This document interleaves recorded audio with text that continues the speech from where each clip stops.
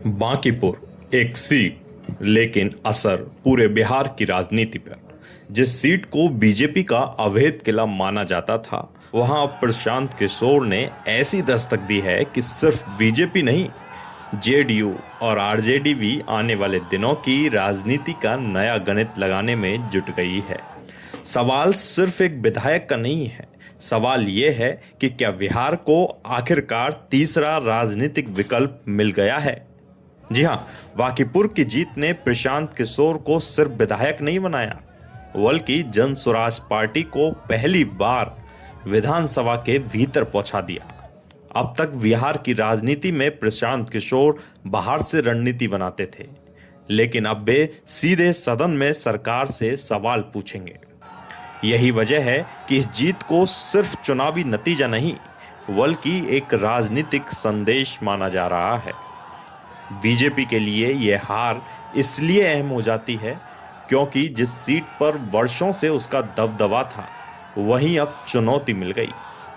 जी हां, जेडीयू के लिए चिंता इसलिए बढ़ सकती है क्योंकि अगर बदलाव की राजनीति का नया चेहरा उभरता है, तो उसका असर पारंपरिक वोटों पर भी पड़ सकता है। और आरजेडी के लिए यह आसान नहीं होगा क्योंकि विपक्ष की राजनीति में अब अकेले उसकी आवाज नहीं रहेगी। लेकिन क्या इसका मतलब यह है कि जनसुराज बिहार की सत्ता तक पहुंच गई? बिल्कुल नहीं। असल लड़ाई तो अब शुरू हुई है।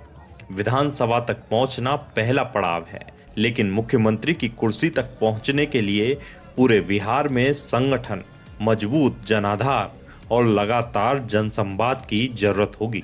बिहार की राजनीति दशकों से अलग अलग सामाजिक और राजनीतिक समीकरणों पर चलती रही है।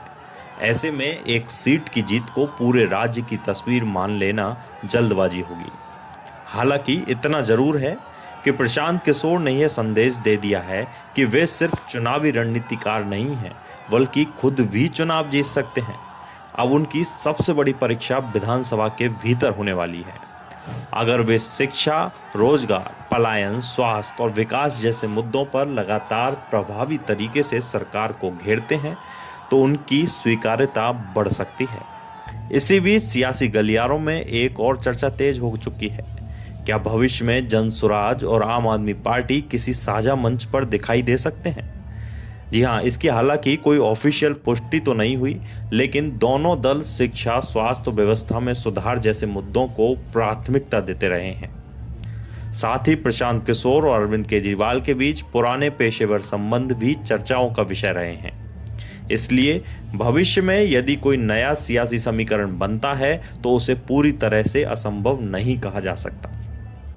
फिलहाल तो इतना तय है कि बांकीपुर की जीत ने बिहार की राजनीति में हलचल जरूर बढ़ा दी है। अब सवाल यह नहीं है कि प्रशांत किशोर विधानसभा पहुंच गए।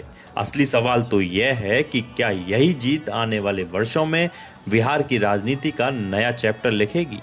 क्या जनसुराज तीसरी ताकत बनकर उभरेगी, या फिर पुरानी पार्टियां एक बार फिर अपनी पकड़ को मजबूत करने में सफल हो जाएंगी? इन सवालों का जवाब तो आने वाला समय देगा, लेकिन इतना साफ है कि बिहार की राजनीति अब पहले जैसी नहीं रहने वाली। फिलहाल अगर आपको ये वीडियो पसंद आया हो तो वीडियो को लाइक करें, शेयर करें और चैनल को सब्सक्राइब करना ना भूलें।